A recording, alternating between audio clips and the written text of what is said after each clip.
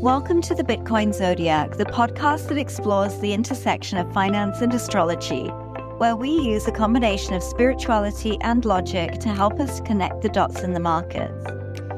Hosted by Corinne and Claire Marinan, who both come from a diverse background, bringing with them a wealth of knowledge and experience in the realms of astrology, cryptocurrency, trading, philosophy, investment strategy, and of course, Bitcoin. In each episode, we explore the economics of the markets following the evolution of Bitcoin and cryptocurrency through each moon cycle and astrological transit. Join us on this journey as we explore the intersection of these two worlds that are often thought to be at odds with one another, finance and astrology. Whether you're a seasoned crypto investor, a day trader, or just starting to dip your toes into the world of Bitcoin and blockchain, the Bitcoin Zodiac is the podcast for you. So sit back, relax, and come and expand your consciousness with us as we explore the world of the financial markets through an astrological lens. Good morning. Good morning, good evening. How are we doing? How are we feeling? Doing great, doing fabulous. Yeah, doing really good. Yeah, thank you, Bitcoin, for lifting up many spirits around the world. Days. Love Saggy season. Bitcoin also seems to love Saggy season. I know, right? And let's shout out you and your birthday. Happy birthday, Sagittarius Queen. Thank you. Thank you. Yeah. And how was your day? How did you feel? Another spin around the sun. Yeah, exactly. No, I loved it. I feel really good. I feel really good this birthday. I usually have like a week or something before I have like this, freak out around my birthday of like, I don't know. It's so funny. I'm like, am I getting so old? Like, what's happening? How did this happen? But I didn't have that at all this year. Like, I feel like really content, feeling really loved, really blessed. So yeah, I had a really, really good day. And yeah, I'm going to see my family next week. So ready for Christmas holidays. So it's all happening all at once. And yeah, I'm looking forward to that. That's so exciting. And there's an alert that just beeped. We'll get to that soon and all the outs that are about to pop off. But I was just going to say, I feel like for you in general, it's been like I feel like it's been such a beautiful year for you where you're like seeing so much of your growth. So I'm really proud of you. And I think that's a really beautiful thing to just like stop and reflect on around birthday times as well. And just be like, wow, look at like how much I've shifted and how I'm viewing things differently and responding differently. It's amazing. Yeah, no, absolutely. I love that. And I do feel like that this year, actually. And like, it's so funny because like at the beginning of the year, it sounds like a really weird goal, but like my sort of theme at the beginning of the year was really like contentment. Like I really wanted to find that space of contentment. I do feel like I've stepped into that this year. Not that I spend all my time there, but like, I think it's less about aiming to be something all of the time. And it's more about like your comeback rate. So it's like when you step out of that space. So that was really the energy that I wanted to hold this year, is like find that gratitude and contentment and, and be able to return to that quickly if I found myself being a brat and being out of it. I love it. That's so beautiful. We all have bratty moments. For sure. I love them. Yay. No, that's so amazing. And then how was in particular the full moon for you? Yeah, I mean, interesting, I think, in terms of Bitcoin, like what stands out for me when I think about the full moon was, so much talk about like we're due for a pullback. We're due for a pullback on Bitcoin. And that absolutely isn't wrong, and wasn't wrong at the time. But if people were listening to our last episode, we sort of said that like, yeah, we are due for a pullback, but we don't think it's coming yet. So I think a lot of people, there was a big short squeeze really. And a lot of people are sort of caught out by that. And I sort of like that is a beautiful example of how we can layer astrology on top of technical analysis, because we could sort of see that, you know what, there may be some momentum still left in this run up into the new moon. So it's going to be interesting how Bitcoin reacts in this new moon. But that's really kind of what stands out for me when I think about the last 2 weeks, is sort of like, okay, well, everyone was expecting a big pullback to come. And we were sort of like, okay, maybe there is one coming, but not yet. Yeah. Yeah. I think it was really beautiful to see. There was a little teeny tiny like drop. And I think a lot of people got excited. Oh my God, here it comes. But I also think this is such a beautiful representation of just how Bitcoin breaks all the rules. Like Bitcoin just wants to do what it wants to do. It is a Capricorn after all. And so when it wants to just go, it goes. And yeah, I am excited to see what this next new moon brings for us. This past full moon, I just circling back to what we actually spoke about last episode, you know, we had a lot happening around Mars. And I personally was very tested that day as well around, I could just feel a lot of like anger. Anger is the word. And, you know, we know that Mars is the planet of war. Felt a lot of tension, a lot of thoughts as well. And so that was it was just interesting to see how the emotion, and sometimes I think about like, I wonder if it's because I knew and I expected anger around that day, that then therefore it like manifested and I did feel those things. And on the other hand, I'm like, okay, good. Like I was aware of it. So I was kind of more prepared than I may have been other times. Like I remember I even told my husband like the week before, I was like, babe, we can't fight next week, especially on Monday, because there's going to be like the full moon and Mars. Okay. Like I warned him. And then on Monday, he was like, you're angry because it's the full moon. And then I love that he's sending that back to you. That's hilarious. He pays attention. He's really good. Yeah. And also, so that was kind of like my day and I was aware of it. But then I later that week, I like met with some friends and I like mentioned it to them and they looked at each other and the wife was like, oh my God, that's why he was so angry on Monday. So they didn't even know about the full moon and Mars and everything that was happening. But he had a day where he was just angry. And I was like, that's so interesting. So it's not just me manifesting it. I mean, maybe a part of it, but then it's also like, hey, the energies are legitimately there. They do affect people in different ways. And maybe it was where, you know, that full moon or Mars was hitting you in your birth chart. So it was really interesting. That is interesting. And that I'm not sure if I mentioned this in the last episode, but definitely around the full moon more than the new moons, to be honest. I kind of, you know, do like keep to myself because I recognize that everyone is experiencing this energy, and especially with like Mars doing its thing.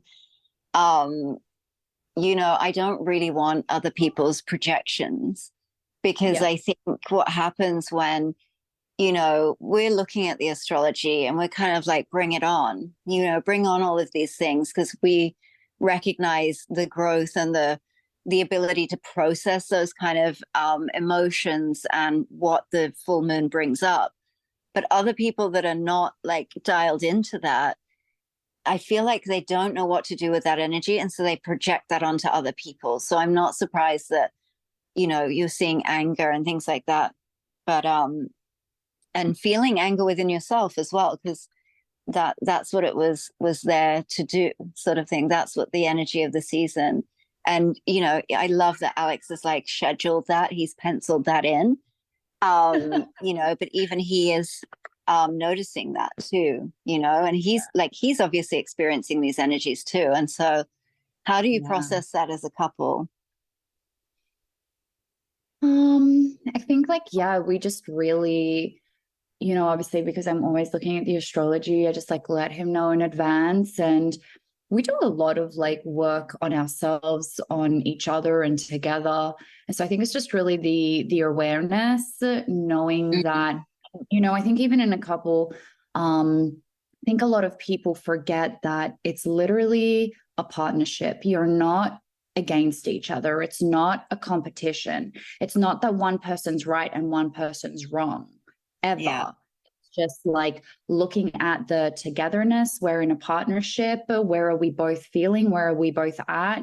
How much energetic space do we have, and then just coming up with a solution together on how we can work through that best, whether it means hey, I need alone time, or hey, drop everything and just go for a walk and go and sit by the water and not talk about work, or hey, I really have to get this off my chest. Can we sit down and talk about it? I just need to be heard right now.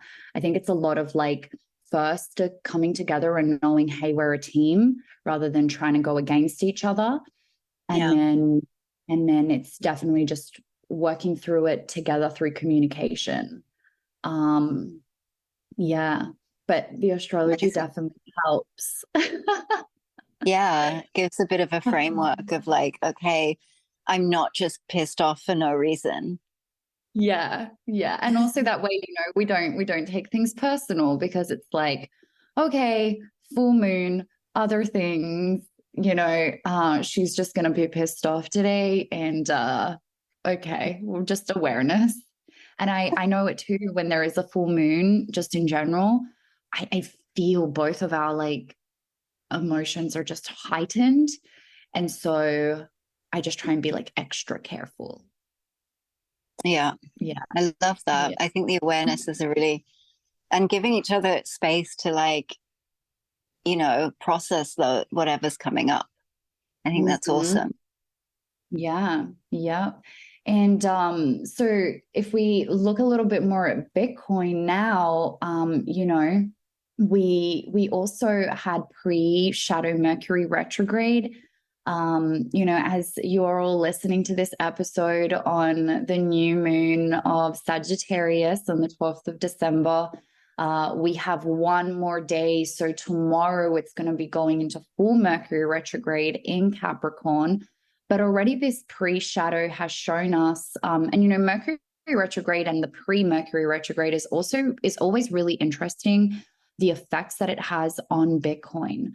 Every time we go and back test and really just look at the these transits as they occur through Bitcoin and then through history for Bitcoin, there is always I always like to say it's kind of another expect the unexpected, but I always like to see I always see volatility. I see very intense moves, not quite like an eclipse, but definitely we see these just in one direction or the other. It just likes to shoot off.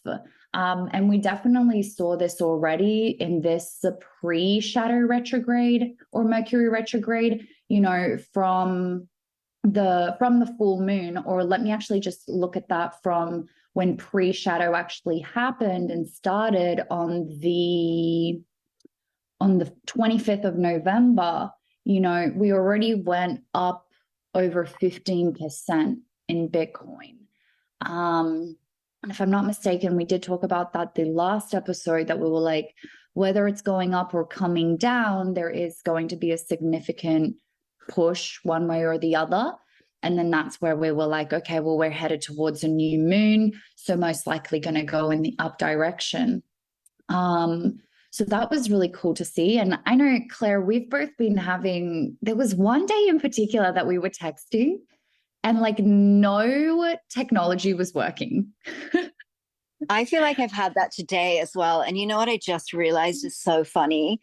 that what is it with both of us? We choose to travel during Mercury retrograde. The last one you were traveling, and this one I'm traveling.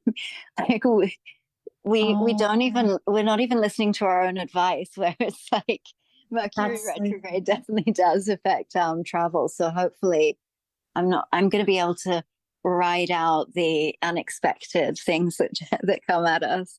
You know what's so crazy? I was meant to travel.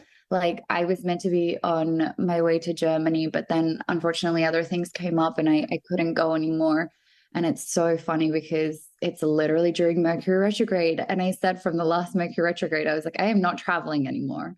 But I mean, it's not horrible. You just have to literally be prepared for the unexpected to happen. And, you know, just if there's extra delays and different things, you just got to really be in a flow state and not feel like you have to be at a particular place at a particular time. I feel it's a lot of flowing. And also what I learned even more so from the last Mercury retrograde is praying. And just for me, you know, I always think, okay, so if Mercury retrograde does do things with like tech and it could like mess up things, you know, and sometimes I catch myself like thinking worst case scenario. And I had to be like, okay, get on the plane, pray, you know, like visualize the whole journey, like going well and like no problems, everything works out perfectly fine. And just really like being in that state also of, like, I just remember in my head, like closing my eyes while I was sat in the plane and just being like, everything's in God's hands and he loves me and protects me. And he knows like what's meant to be, you know, will just work out the way it's meant to be. And it definitely, even if it seems confusing at the time, I think it's the frustration as well. It's like being able to kind of ride those waves of, you know, things that would normally frustrate you, just be able to like let that go quickly and not let the frustration of everything not going exactly your way go. Because I'm not great at that, honestly, but I'm hoping, please, Mercury, be kind to me. this is why it's happening. Please God, override Mercury retrograde for me. You know, I don't deal with these things, my plans getting messed up very well. That's so funny. Well, yeah, I think that this is definitely going to be a great learning curve if it needs to be, But yeah, so should I already talk a little bit about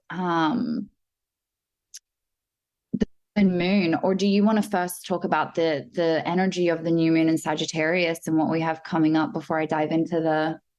Yeah, sure. We can do that. We can move into that. But yeah, I think closing off the Mercury retrograde, it is sort of expect the unexpected. Like you were saying, there was one day that we were texting and just nothing was working. And we're trying to plan things and nothing is coordinating.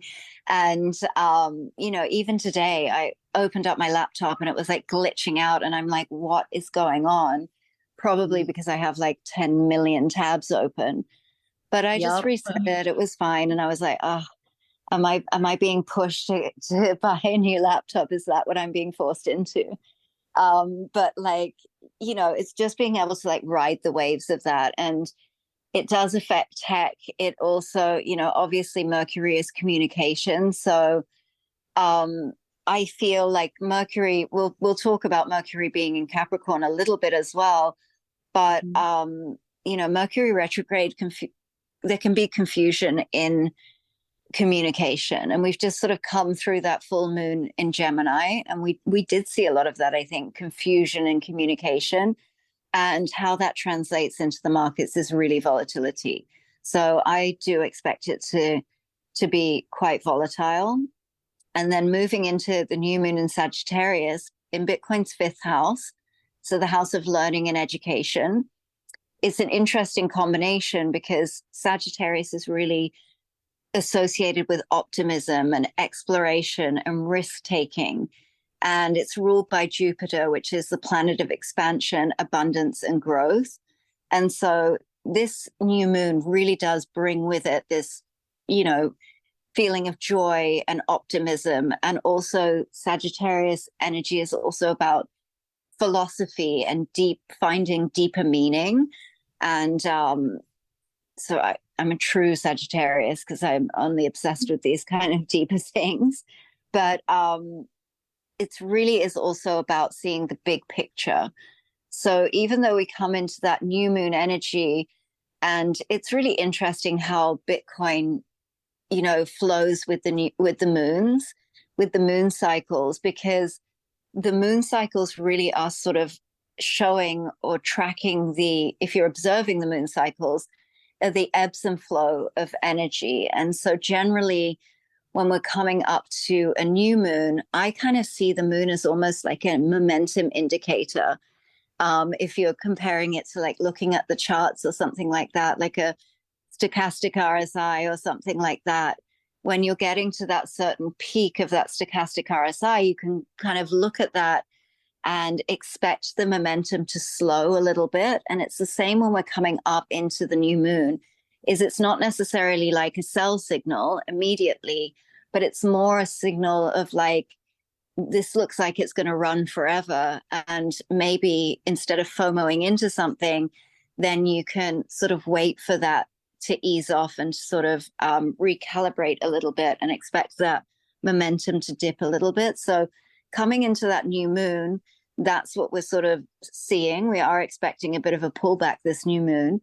And also, but with it being in Sagittarius, again, it is expansion, abundance, and growth, and optimism, risk-taking, and things like that. So we'll look at the levels where we think we can see where it may pull back to in a second. But so that's sort of tying into that as well. But this new moon is actually a really powerful new moon for manifestation. Again, with that optimism and things like that. But also Sagittarius is really about the big picture. Like, I'm a perfect example of this. I hate the details. I hate the boring accounting and the contracts and things like that. This is so boring to me. Like, I want to see the big vision. I want to see the big picture. And so I have to kind of pay a bit more attention to the smaller details. But it's an amazing time to sort of dream big. And we're also coming into, the new year, where a lot of people obviously set intentions for the new year and sort of start looking at what that new year may hold for them. And so this new moon is really that time to like dream big and really sort of look at the future and think about what is the best possible outcome. Like, what is the best thing that could happen? What is the highest version of that vision? And really hold that vision. And new moons really are a great time for manifesting in general, but they really help us understand and get clear on what we want. So that's kind of what we're looking at with this new moon. It's maybe a time to start looking at that list of what 2024 maybe looks like for you, and moving into that energy, using that energy of this new moon to sort of open up like your manifesting powers and really actively participate in projecting and shaping your reality. So that's kind of the energy that I'm feeling for this new moon. I love that you said also like that the energy around Sagittarius season is most definitely euphoria. I feel like apart from crypto that we can see a lot of euphoria right now, and that's why again there is a pullback coming, and this does look like it's going to be even astrologically, which I'll dive into in a second. It does look like it's going to be a pullback time for Bitcoin, but I feel I feel euphoria in the air, like even with the holiday season, you know, I know Yeah. people that celebrate Hanukkah. It starts Yeah. today, and you know, Christmas time is coming, and like the second I got back from my last trip, for me it was like Christmas tree and lights all around the house, and like I just love the like decorations and the presents under the tree, and just so much love and euphoria during this time. So it's it is a beautiful season. Yeah. I do. Absolutely. I love that. I love the energy of the holidays as well. And you know, it's interesting when I used to live in India, like their holiday season starts like with Diwali in November. And so then goes all the way through. So they really celebrate for this end of the year is really a time to celebrate. And I love that feeling as well of Christmas. It's like so magical. And it really is my favorite time of the year. Yeah. And as I, you know, shift through my journey, and for those that don't know much about like me and my background, like I used to be very in my, like I've always been like quite a feminine girl, like a girly girl, but like I've very much been like in my masculine energy, like work and grind and hustle. Like I was very in the hustle culture. And as I've like started shifting out of that and a lot more into like my feminine energy, um, around, you know, even my work and my career and everything, I've realized the importance of celebrating. Like I used to almost see celebrating as like this, like, oh, got to take time off work. Like I'm going to be distracted. Like I got to work harder. Whereas now I like, you know, I always think about like, okay, like we got to celebrate like every week, every month. Like you got to celebrate everything that you're doing in life. And celebration really does bring elevation. So everything that you celebrate then does elevate. And it's again, it's energy. Like when you're excited and happy and grateful and in that vibrational state, then it attracts more and brings more and you radiate more. And so I think this is one of the most excited times I've ever been for the holiday season, because there's just so much to celebrate. Yeah, that's so awesome. I love it. And yeah, I also think that, you know, coming into 2024, as we've been speaking about, you know, we expect to see some really decent expansion in the crypto market. So that's definitely something to look forward to as well. Like, I feel like, barring some crazy black swan event that nobody sees coming, which is the definition of a black swan event, you know, I think we can safely say we're through the kind of worst of the bear market. Um, you know, I'm not saying that we can't go down and test those lower levels, but it's looking less and less likely. We kind of have some really healthy price action at the moment. And so, yeah, things feel really optimistic. And I love Saggy season for that. And coming into the holidays, we've got lots to celebrate, lots to be grateful for. So it's awesome. Yay. I'm excited. And yeah, so looking a little bit deeper in the Bitcoin astrology for this new moon, as you mentioned, so it's happening in the fifth house. That's all educational matters and learning. And I do feel like this is also like a going to be a key period of time where we are seeing, you know, how is the adoption of Bitcoin going around the world? How are people starting to really fit Bitcoin, whether it be into their lives, into their governments, into their financial systems, into their countries? Like it's very much a time of reassessment. Now, of course, there's still a lot of like ETF talk, and we actually have a lot of news coming up this week in general.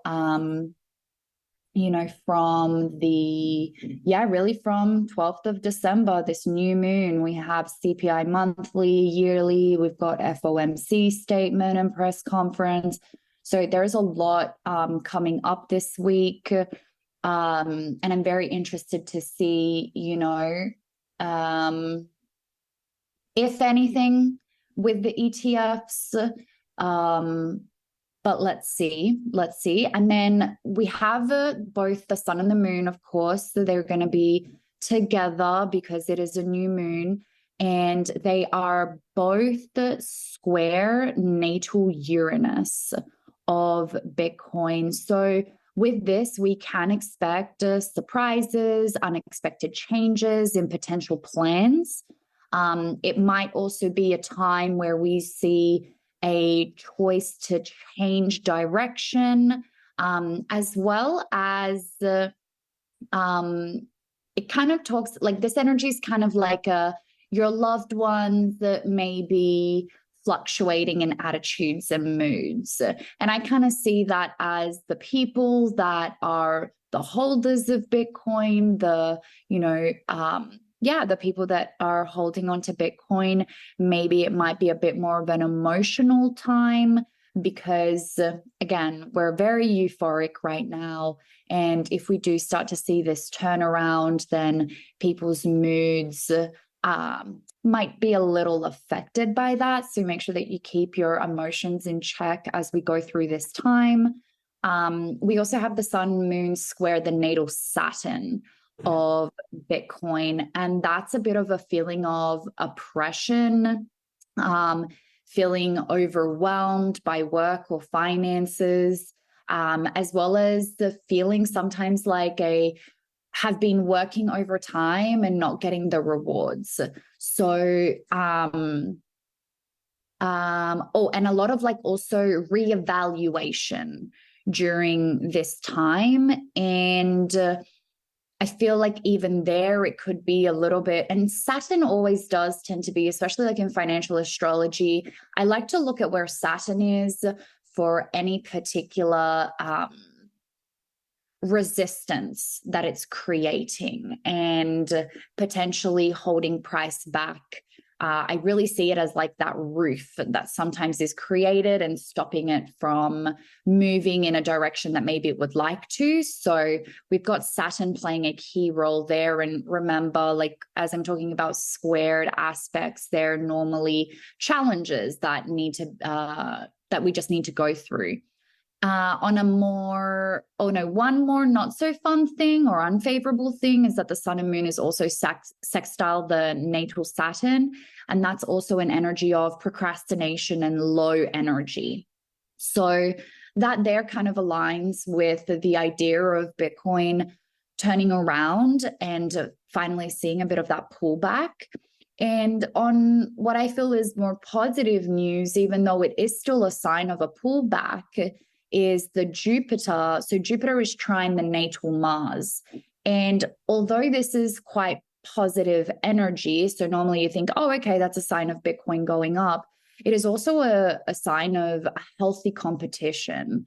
And that's where I feel like that's the perfect transit that's telling us, hey, the money's going to flow out of Bitcoin and start then flowing into Ethereum, flowing into some of the altcoins. And, there's always the cycle of first Bitcoin takes off, money gets poured into Bitcoin, comes, it's just the first point, even on ramp for a lot of people. First, it comes into Bitcoin.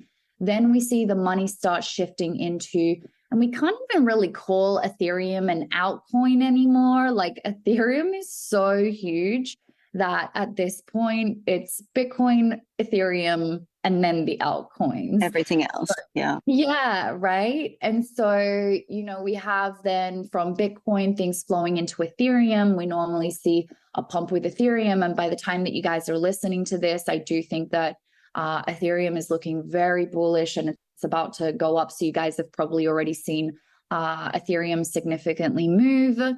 And then from there is where we see it move on over to the altcoins. Now, that is a positive thing for Bitcoin. It is a healthy competition. And, Claire and I have spoken about this before. We were talking about it earlier that you can't really even see Ethereum and Bitcoin as competition. They are different. And we like to see the money flowing. That is healthy. So that's that transit showing us that. And then another interesting one that I saw was Uranus trine the natal Uranus. And this has been touching for a while, but I thought it was really important to re-bring it up because it is very much about wanting to broaden horizons, try new things, learn new things, and also a change of worldview. So I think that that's a constant clear sign that we have happening in the background there of these ETFs really lining up for Bitcoin. But I still just don't see enough astrology that's telling us, like, here it is, it's being launched. I do see a bit more of that in January. So let's see. But so I agree. As I look more into that astrology, here comes that turnaround, that pullback. Now, I guess the next question is how far are we pulling back? Where are we looking at it pulling back? Yeah, absolutely. And, I think nothing goes up in a straight line. We don't want it to. We want like healthy price action. We want it to come back and fill in some of these imbalances and move in a healthy way. And so, yeah, absolutely. That I do see a bit of a pullback coming. Around this new moon time. And yeah, like you said, the question is, where could it pull back to? So there is a 3-day order block at about 45.2 to 48.2. So I do expect us to see some resistance around there. We are recording this on the 8th of December. So we may have already seen that by the time this is released. And so I do think that we will test that level, find some resistance there. And then the first level to look at is how far can it come back? So the first level to look at is really that 382 level, that Fibonacci 382 level. And that's sitting at 37.5. So we just take it step by step and be aware of like what the potential levels could be. So the first reaction, we want to see how price reacts at that 37.5 mark. Does it bounce? Could it bounce from there? Yeah, we've got optimistic, expansive Sagittarius energy as well. So it could very well bounce from there. And if we do see a bounce there, you could look at an entry at the retest of that level. And then the next level, if we don't hold that level, we'll be looking at the 618,786 zone. And so that's really 32,650 to about 29,200. Now, I think if we enter back into the 20s, people are going to freak out. Oh my God. But actually, a pullback to the 618,786 level is actually still a healthy pullback. So we're not worried about that. And we do know somebody who loves the 886 level. And there is a daily order block sitting right there too, at 27,500. And, so we may even see a pullback to the 886 level. We just don't know how deep it will go. But yeah, I mean, again, we just take it one step at a time and see how price reacts at these sort of key levels.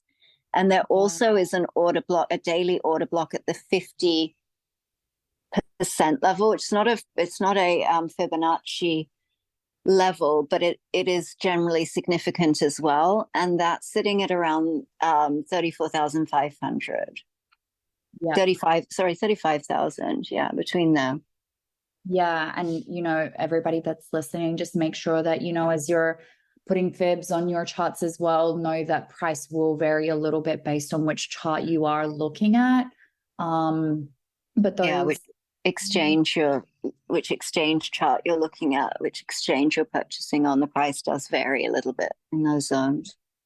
Yeah, so definitely agreed with all those levels, really ever since the end of last year, end of 2022, start of 2023, where we did have those lows from which then we saw price really turn around and start just moving back up.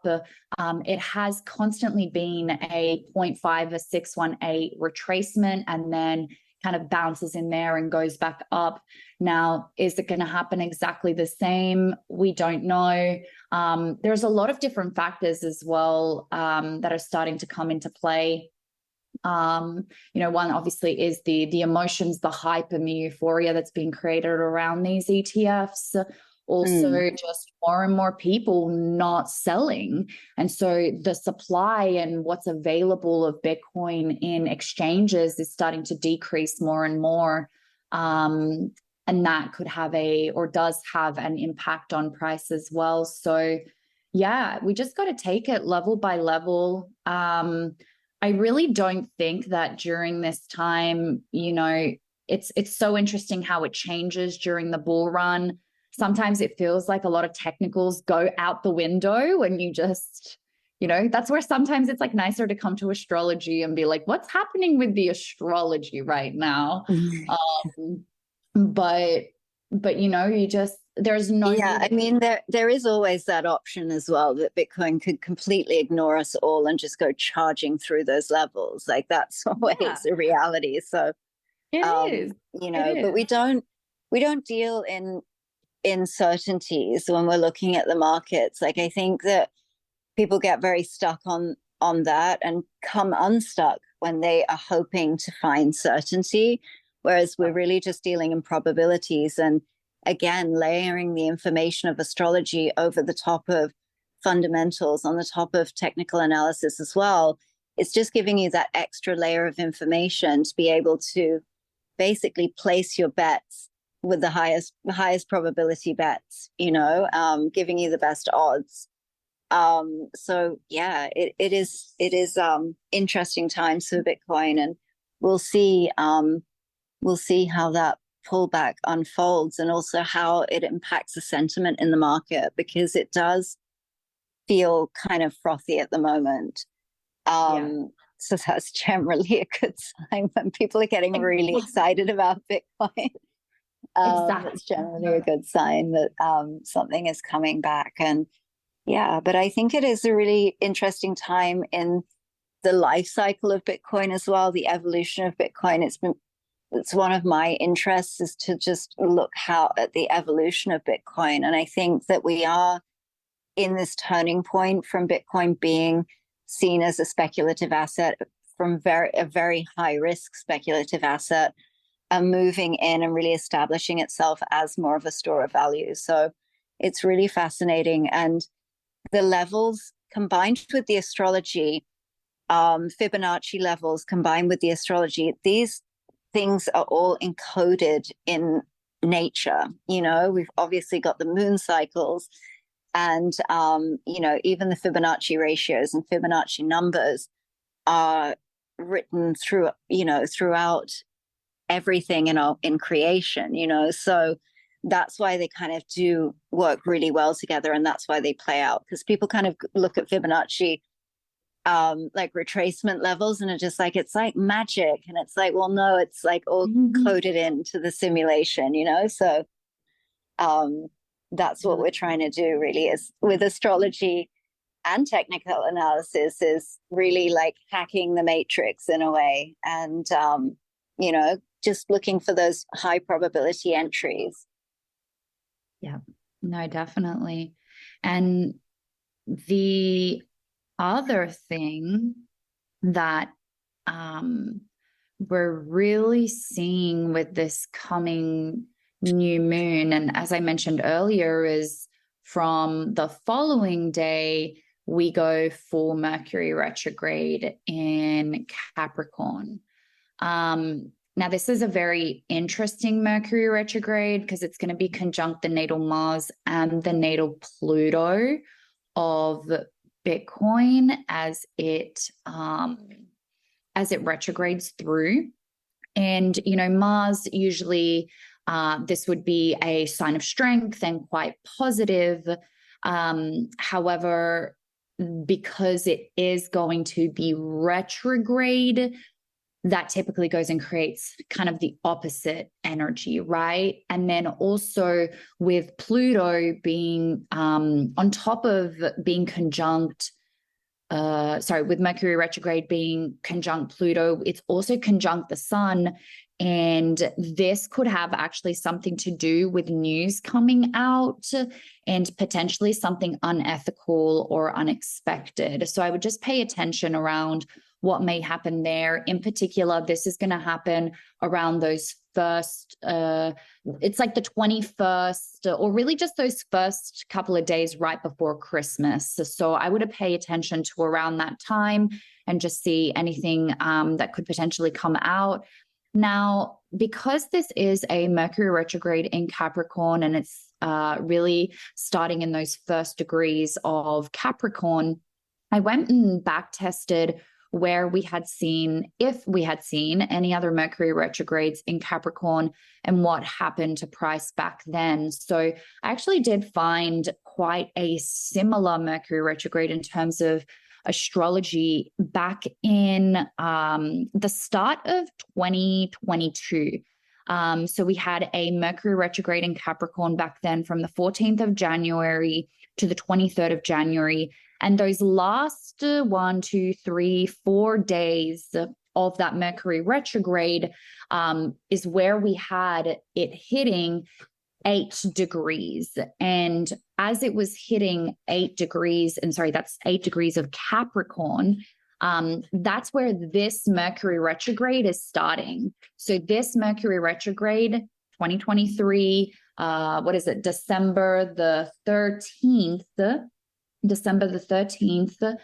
it's starting at that same degrees, those 8 degrees. So I was comparing the two, and back in 2022, when we had this, in those last couple of days, we actually had a 16% drop in Bitcoin.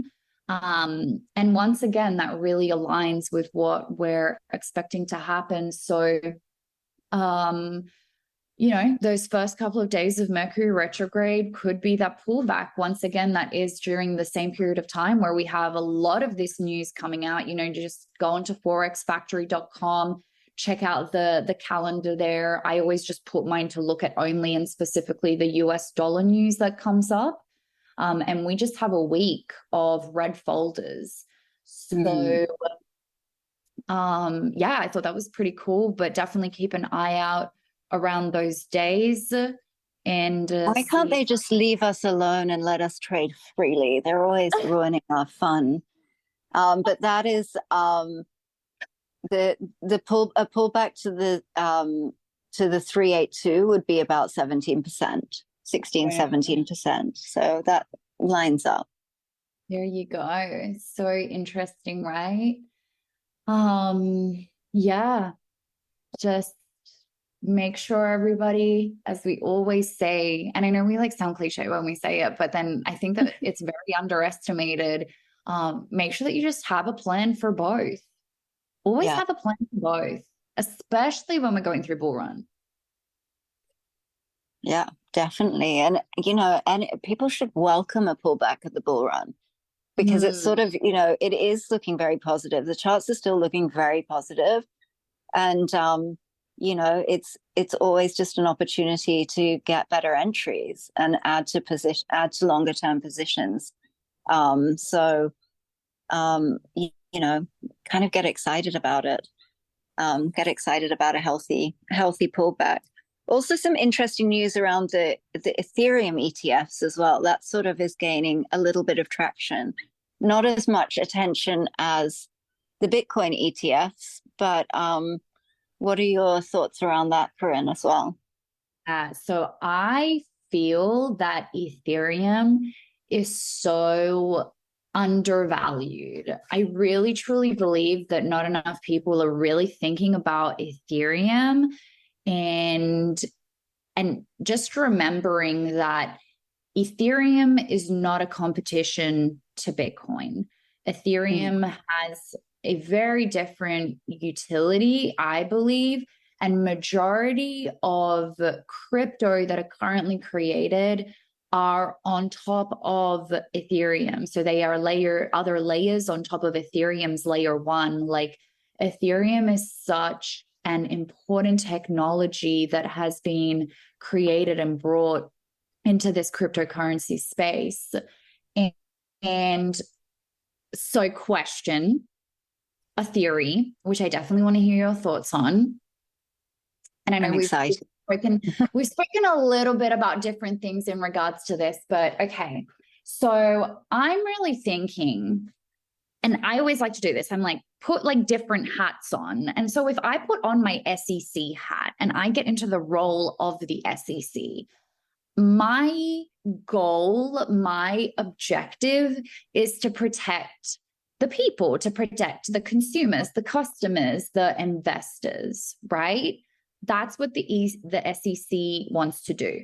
And so I'm sitting here, I'm trying to evaluate cryptocurrency as a whole. I'm thinking about, okay, Bitcoin ETF, Ethereum ETF.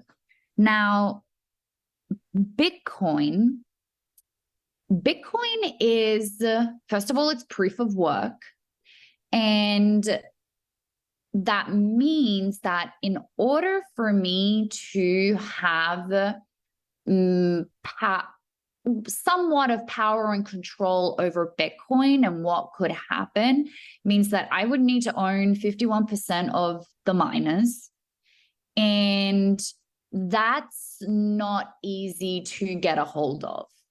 Number one. Number two, we have a Satoshi Nakamoto wallet with huge amounts of Bitcoin that nobody knows who this person is, when and if they're ever going to touch that wallet. And they don't know if they have some sort of backdoor in the Bitcoin coding potentially. And, you know, I don't know that much about the tech side of things. And that's even, if that's even a possibility. But I feel like there could be more question marks around Bitcoin versus Ethereum. So Ethereum changed their from proof of work, and now they have moved to a proof of stake. And I believe we've spoken about even here how that actually goes and creates potentially more centralization around Ethereum.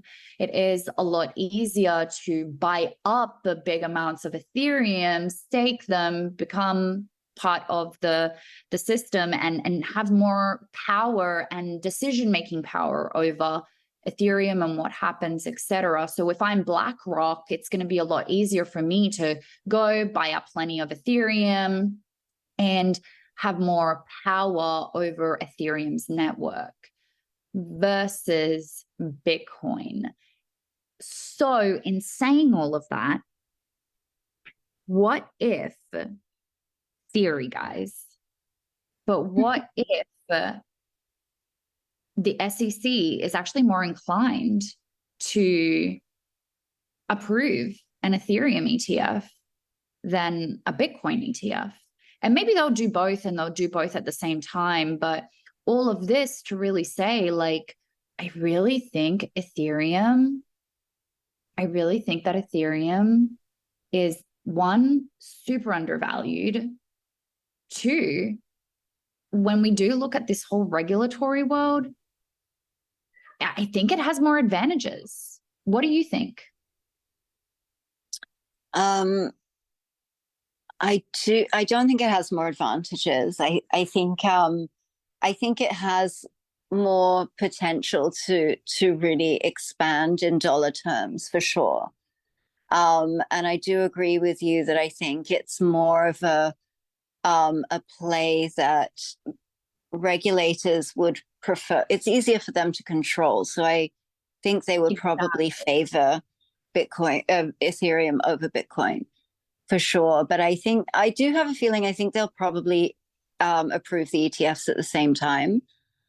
But I find it strange that when the announcements of the Bitcoin ETFs were coming out, there was so much talk about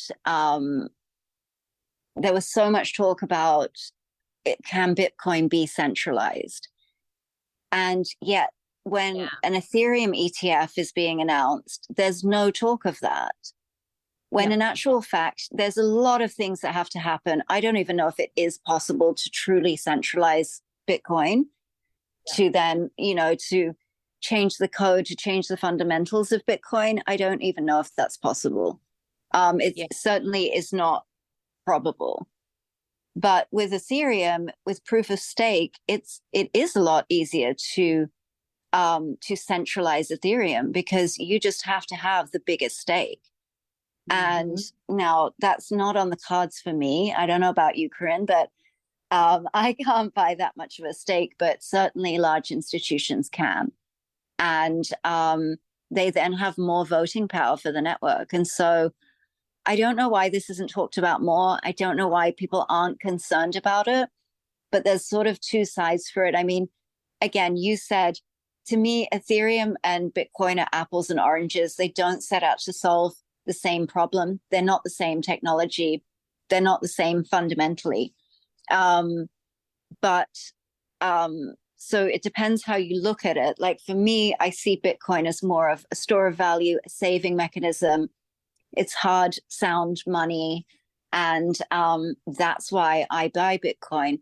When I buy Ethereum, it's a trade for me. Like I'm looking to harvest more, either more Bitcoin or more US dollars, you know? So with the talk around the ETFs, I think that it does set Ethereum up to really be a good trade. Now, I'm not saying that's necessarily a day trade or, you know, varying time frames for sure, but I do think an Ethereum ETF would really expand the price in US dollar terms. Do I think it's good for the project as a whole to become centralized? Absolutely not. But I think if you are wanting to trade Ethereum and you're wanting to make money on Ethereum, then I think that it probably will give you that. And I think at this point in time, Ethereum has been interesting to watch because it really hasn't done much. You have coins like Solana that are just absolutely running, and Ethereum really hasn't, you know, really had that massive run that people are expecting from Ethereum. And, you know, I'm not saying that it's not doing anything. There definitely has been money flowing into Ethereum, but not in the same way as Solana. So that does, with all of this kind of news, that does leave an opportunity. And I do agree with you. It is undervalued at this point in time. Yeah. And I was just going to add to that. Like, I really think that it really comes from those perspectives, right? Like, if you are the SEC, what is it that you value and what is it that you're looking at? Versus, you know, I am going to say like us, so like we're like freedom maxis, you know, so we're all about like, and, you know, we've said it time and time again, one of the biggest illusions is that we continue to compare Bitcoin to the US dollar. We continue to compare Bitcoin to fiat currencies when that's not the point. And so when we're talking about ETFs and trading and making US dollars, then super advantages, really, really great. Like, you know, when we look at Ethereum, or even Bitcoin becoming an ETF. But if we come back to what it is that we stand for, what we believe in, and what we would love to see from crypto, you know, that Bitcoin even is becoming an ETF is not really what we wanted, right? Yeah, exactly. And so it depends on the perspective, I think. And I think they also all go through these stages. Like, you know, the last bull run, it was really, you know, Bitcoin was the established project and Ethereum really, you know, expanded up to $4,000, I think was the high, around that anyway. And, you know, and now really Ethereum has sort of staked its claim as a, you know, in the ecosystem as well. And so it, like you said, it's really Bitcoin, Ethereum, and then all of the altcoins. So I think it's going to play out differently this upcoming bull run in terms of I think Ethereum will get a really big push and a really big expansion and a really big boost from an ETF approval for sure. But I think in terms of the crypto ecosystem, I think this season is more Solana season, and then maybe next cycle Solana will be the established project with its own use cases and whatever. And there will be something else that comes that will be that sort of new, exciting thing at the time. What do you Yeah. feel about that? Do you see that too? Yeah. Fully see that. I'm very bullish on Solana this next run. That we even had Vanek already starting to talk about Solana ETFs, spot ETFs is huge. Everybody's very focused on Bitcoin and Ethereum ETFs, but hello, like they're talking about a Solana spot ETF, like that's massive. So I'm very, very bullish on Solana this next run. Solana is still so new as well. But it really does go and cater for a whole new, we can see Ethereum as a bit more of like that, more expensive, more established, more like your higher brand, Louis and Gucci's and Chanel's. Whereas Solana really has created a whole other space to cater for just cheaper, that allows more access, lower fees, to faster for sure. So yeah, I really see it as the 2024 is definitely going to be a big year for Solana. I actually did pull up the astrology as well for Solana, just looking, and this is just specifically for this coming new moon. So Solana is actually having the new moon also in the 5th house, lots of 5th house energy this time around. And so that's just another educational matter, learning, expansion of like, where does Solana fit into this whole space? And maybe that is where we'll start to hear a bit more of potentially a Solana spot ETF coming up. And it is the new moon for Solana is square its natal Neptune, which can create, it's kind of like instability, not sure about the future, maybe needs to still wrap up some things that haven't fully been closed off. And we also have Venus opposition, the natal Venus. So that can be a bit more about like, it's a little bit of like decision making around where does it want to go? What does it want to do? So I do feel like around the new moon could be a good time for a bit of that instability with Solana, and maybe see, even there a bit of a pullback, probably earlier pullback than we're going to see with some other altcoins. I mean, Solana's been running like, so even on that side of things, you're like, yeah, it's due for a pullback. But I think that we'll see that pullback before we see it for some of the other altcoins. Yeah, 2024 Solana, definitely keep an eye out on that one. Yeah, definitely. And having said that, again, with the ETF and things like that, it's the same kind of pitfalls, I guess, around, like there's already questions around Solana's centralization, because all of the proof of stake kind of start off centralized and then gradually become more decentralized, and it is still on that journey.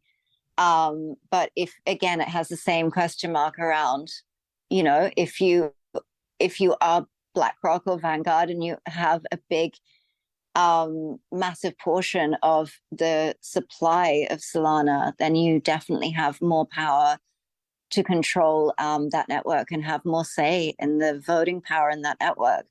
And so how decentralized is it again? Is it? And so, yeah, again, for us, we're freedom maxis, I think is the term that you used. I love that. Yeah. And, we prefer for things to be decentralized. That's what we think that crypto is all about. But again, you do sort of have that, the other side of things where authorities and people in positions of power would prefer their favorite institutions to have the controlling stake in these projects. And they can't really do that in Bitcoin, or they can have a controlling stake of the supply, but they can't control the network. The network effects have already sort of been established, really. So it is an interesting conversation. It's interesting which way it will go. But I guess for me, I don't see Ethereum or Solana to be I mean, definitely not the same. They're definitely not the same as Bitcoin, but they're just sort of a tool to harvest US dollars, really. So they're not necessarily, I'm not married to those coins at all. I have no qualms in selling them. So the fundamentals to me are not as important as they are with Bitcoin. Agreed 100%.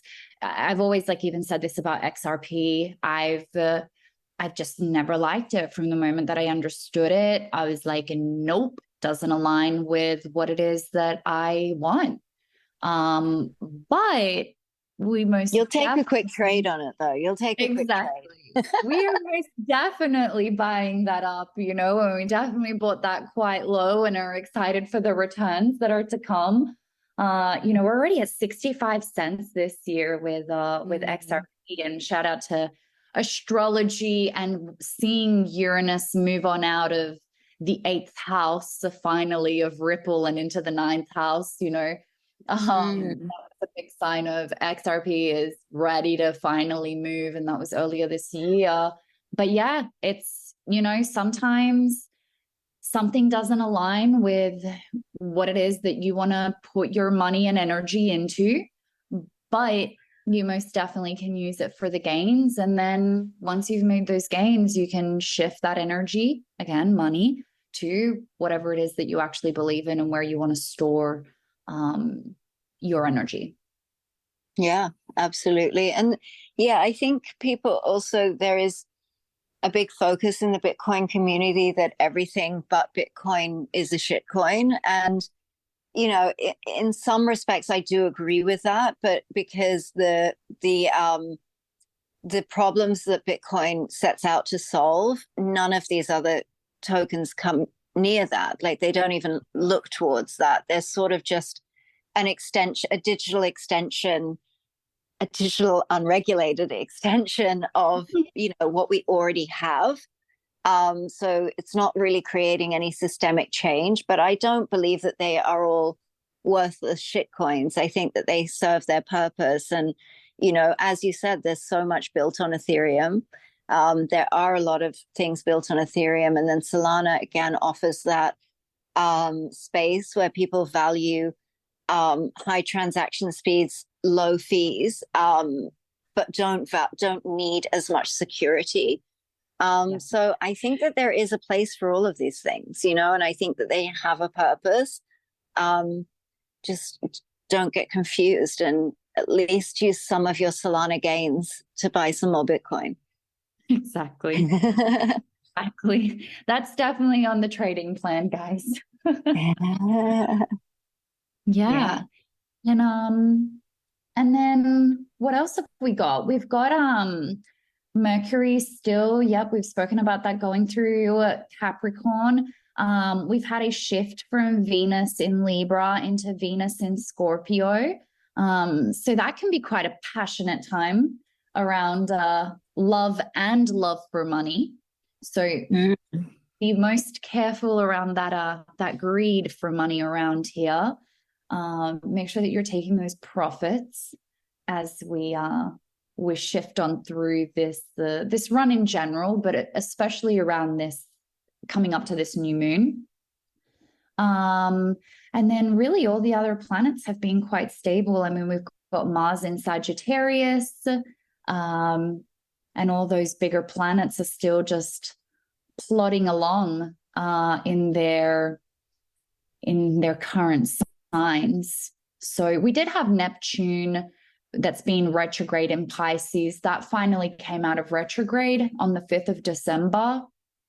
So Neptune is officially in Pisces and direct until 2026. And yeah, I'm very, very excited for 2024, guys.